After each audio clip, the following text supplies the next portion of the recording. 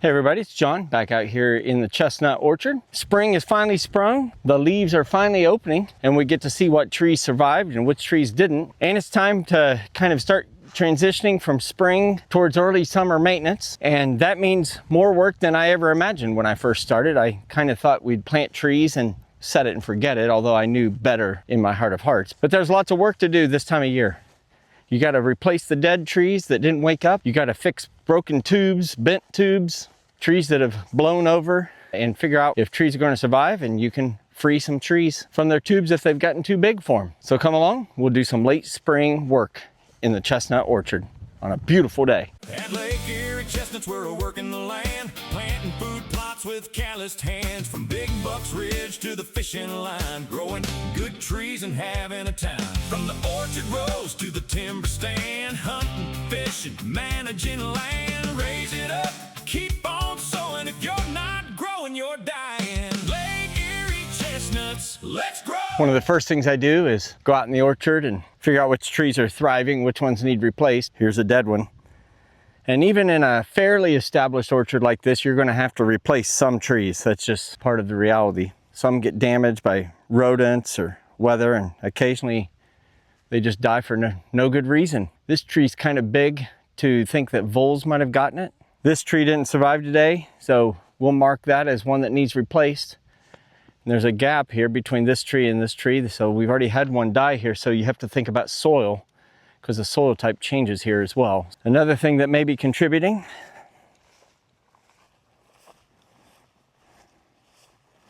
old Mr. Groundhog may have something to do with digging around the root, causing that death.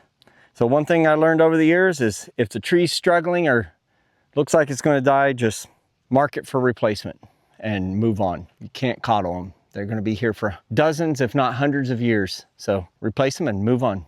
Can't get emotionally attached to one tree. Here's an experiment I tried. I have a multiflora rose growing up in the chestnut, and I just let it grow, figuring it would protect the leaves from being chewed on by deer. The tree has survived, and now it looks like the multiflora rose is dead.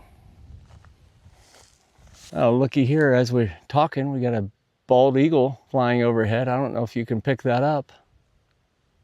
Right over the orchard. That's pretty cool. Could be flying up here because there's a pond full of fish near here. Anyway, as our nation's emblem flies around, this tree and tree tubes need maintenance. It's not glamorous, but it matters. Wind, snow, deer, mowing equipment, all those things can beat up the tree tube. You have 2 periods of time where you have to work on the tubes, and the biggest time is right at the end of the winter. We got our friend Mr. Groundhog also digging here. Nice big deep hole, fresh dug dirt.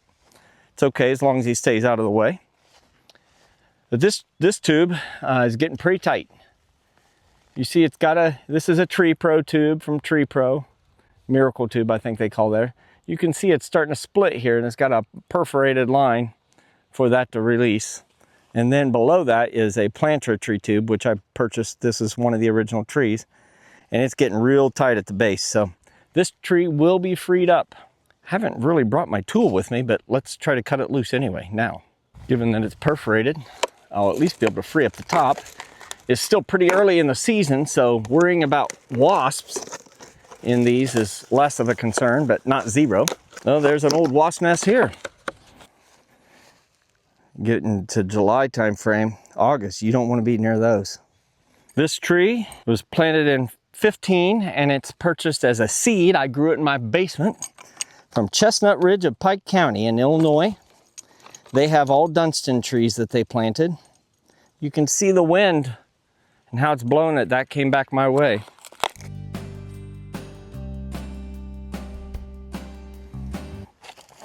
All right, you're free, chestnut. Free to grow. You got your wings. You're big enough, I think, that you can handle a deer rubbing on you. Another thing about this time of year is people think the big expense is planting the trees, but then it's the yearly maintenance that kind of adds up, and it takes your time and your money. You got to fertilize them. At least initially I fertilized to get my trees above deer browse height, because I just really wanted to get them boosted up. But after that, I backed off of the fertilizing, so it's been about 3 years since I fertilized. But when I fertilize, I just use a balanced fertilizer, and I use a document from the University of Missouri called Growing Chestnuts. It tells me the nitrogen application, just a general. It doesn't talk about any soil testing. Of course, soil testing may be the best if you use your local ag extension. According to Dr. Greg Miller in prior videos, he says you want recommendations for a peach tree. That's what he says will be the closest, because you're not going to find chestnut tree if you use your local ag extension. So we're coming up on the part of the orchard that's on the top of the ridge that has done the best. And you'll see this tree here is just magnificent. It's huge. It's a beautiful tree. Grass and weeds can compete, and you can see there's grass and weeds competing. But I've talked before, I often allow the grass to grow this first couple months. Sometimes I mow it early, but other times I want to work with nature. This type of habitat is just ideal for turkeys and their poults to walk through. There's a little bit of dirt, there's bugs, flowers, seeds to peck at on the ground. There's shade that they can hide, and then they can go right off to the side to this tall growing grass, which is very thick, and they can nest there. They can nest under a multiflora rose bush like that, and then they can get to safety when a fox or something shows up wanting to eat one of the poults. So I like to work with nature. I've found fawns in this orchard. I found turkey nests. I often wait to start mowing, but if you're mowing continuously and you want it to look like an orchard park continuously, well, then you're going to be mowing and burning gas and so forth. You don't need to make it super complicated, and you don't have to buy super expensive equipment initially. I talked about how I bought a great big tractor with a great big brush hog, but that ultimately, as the branches got bigger, became not the ideal equipment. But you can get by with a push mower. You're just going to struggle to pick up the chestnuts if you don't do any mowing. Now, some people somewhere will talk about the ideal plant to grow underneath these trees, and I don't know what that is. And I didn't plant a specific cover crop. We've got nice grasses and clover that just naturally grows here, and I just leave that to grow. You got a solid branch right there. That's just above 6 foot. That's what I prefer, but my tractor, that's where I sit at 6 foot. Guess what's behind me? A rollover protection bar.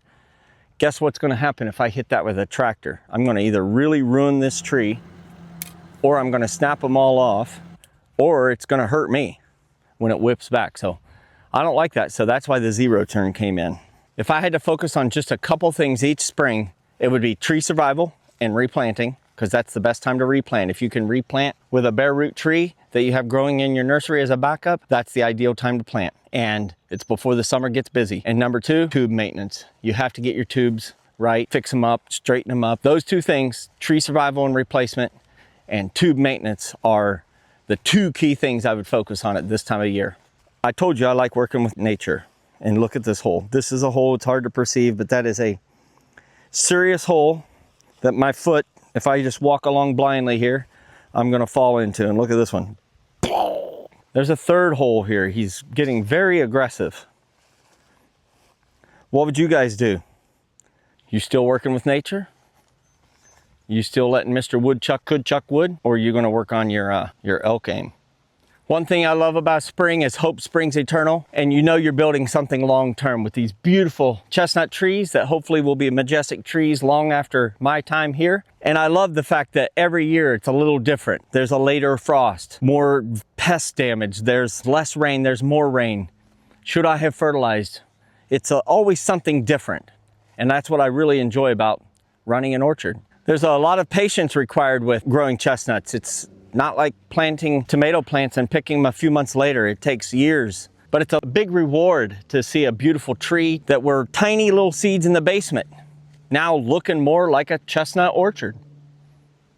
And that's what makes it rewarding, that you're investing all your time and efforts into something that hopefully continues to improve over the decades, and that it'll last many years beyond me.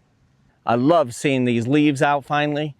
In the next month or so, we'll see the catkins start to form. We usually bloom around July 4th, so I'm looking forward to that. Well, thanks for spending some time with me in the orchard today. If you enjoy chestnut trees, orchard management, land improvement projects, hunting, fishing, and everything else we got going around on the property and in our travels, I'd appreciate you subscribing to the channel.